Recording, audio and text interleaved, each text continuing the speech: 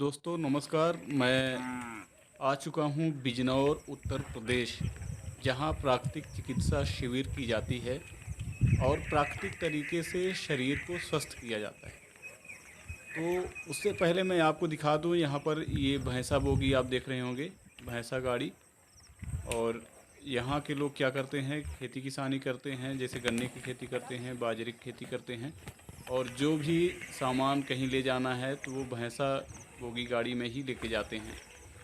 तो आप देख रहे हैं, बहुत ही सुंदर दृश्य दिख रहा है यहाँ का। चारों तरफ गन्ने की खेती है, बाजरे की खेती है, हरा भरा माहौल दिख रहा होगा आप लोगों को। और साथ ही यहाँ बैलगाड़ी दिख रही है, भैंसा बोगी गाड़ी दिख रही है। और आप देख रहे हैं ये गन्ने की खेती है, गन्ने और बाजरे की खेती है। तो गन्ना से यहाँ शक्कर भी बनाया जाता है, गुड़ भी बनाया जाता है। और यहाँ के लोग बताते हैं कि गन्ने से औषधि भी बनती है, साथ ही गन्ने से पेट्रोल भी बनाया जाता है। तो आप अभी देख रहे हैं यहाँ की जो हरियाली है। और ये देखिए भैंसा के साथ कैसे हल चलाया जा रहा है। हम अक्सर देखते हैं कि दो भैंसा या दो बैल के साथ हल चलाया जाता था, लेकिन यहाँ पर एक ही भैंसा में कैसे हल चलाया जाता है ये आप अच्छी तरीके से देख सकते हैं, समझ सकते हैं। तो इसलिए दो भैंसा रखने की कोई ज़रूरत ही नहीं है। यहाँ भैंसा बोगी गाड़ी भी एक भैंसे से चलता है और ये हल भी एक ही भैंसे से चलता है।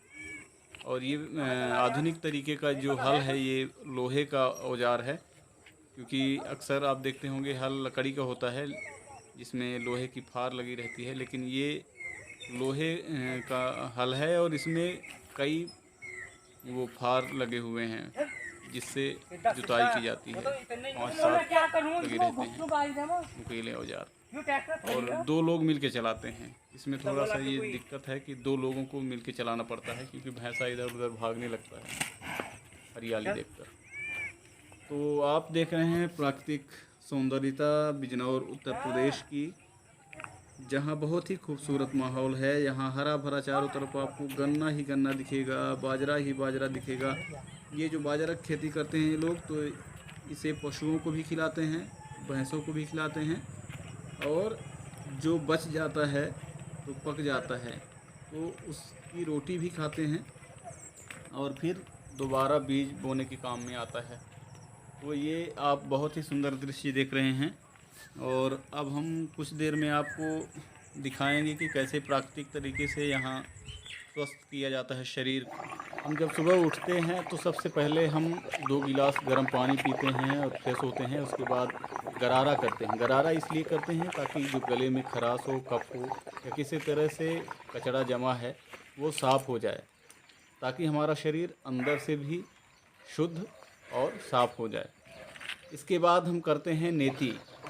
नेति करने के लिए एक नाक से हम जब गर्म पानी डालते हैं दूसरे नाक से निकालते हैं, तो इससे क्या होता है, हमारी श्वास नली साफ़ होती है और अंदर जो श्वास नली में कचरा जमा होता है वो साफ़ हो जाता है और हमें श्वास लेने में दिक्कत नहीं होती, ताकि हमें कभी श्वास की बीमारी ना हो। और जब हमारा शरीर स्वस्थ रहेगा, श्वास नली सही रहेगी, तो हमारा फेफड़ा भी साफ होगा। इसलिए ये नेति क्रिया की जाती है। नेति क्रिया करने के लिए गर्म किया जाता है पानी और इसमें सेंधा नमक हल्का मिलाया जाता है, ताकि जो कचरा हो वो नमक के कारण वहाँ से निकल जाए, साफ़ हो जाए। और इसके बाद हम कुंजल क्रिया करते हैं। कुंजल के लिए हम सौंफ डालकर पानी उबालते हैं और उसे पीते हैं लगातार। और पीने के बाद फिर हम 4-5 गिलास 6 गिलास जितना पानी पी सके पीते हैं।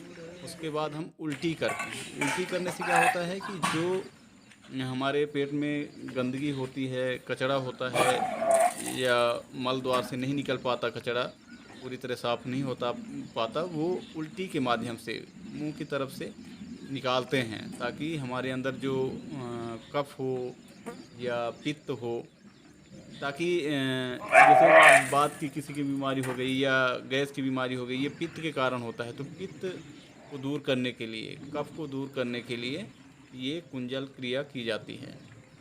तो आप देख रहे हैं अभी पानी पिया और पानी पीने के बाद अब उल्टी करेंगे, देखिएगा, ये देखिए। कैसे एक साथ हम उल्टी कर लेते हैं।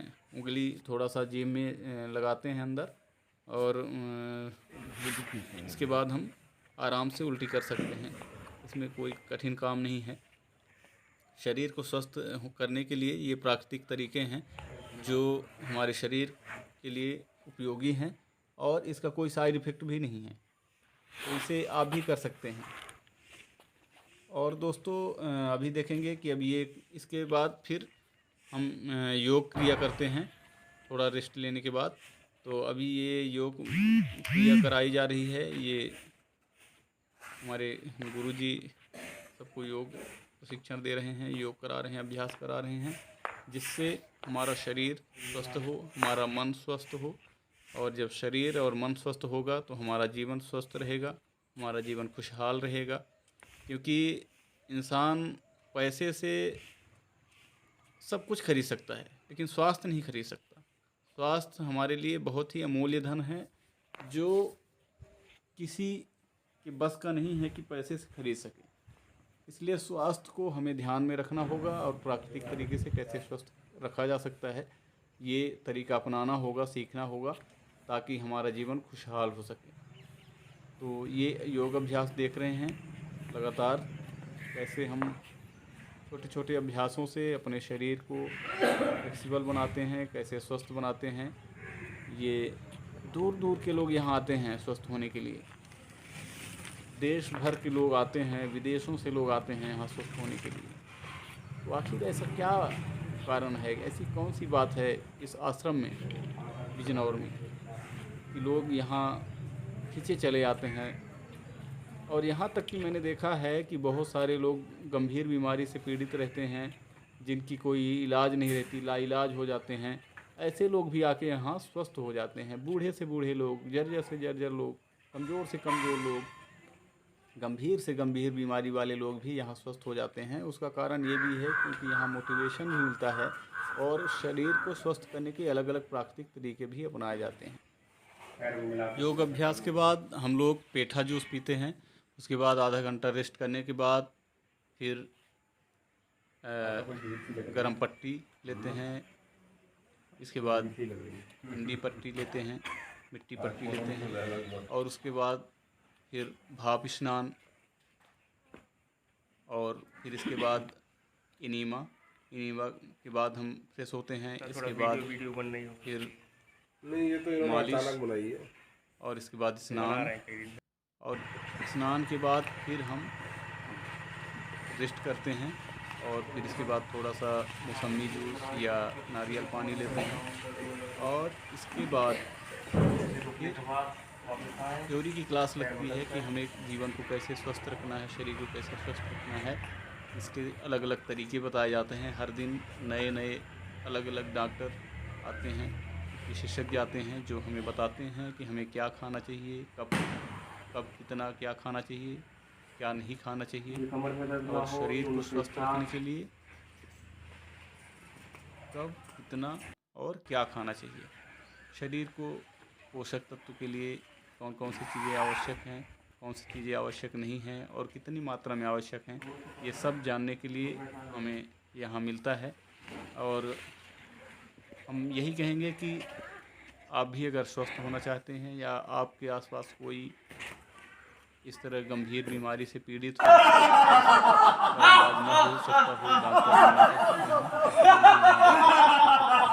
बस मन से कमज़ोर नहीं होना चाहिए, और सपोर्ट करना चाहिए। यहाँ के जो विशेषज्ञ हैं, जो डॉक्टर हैं, जो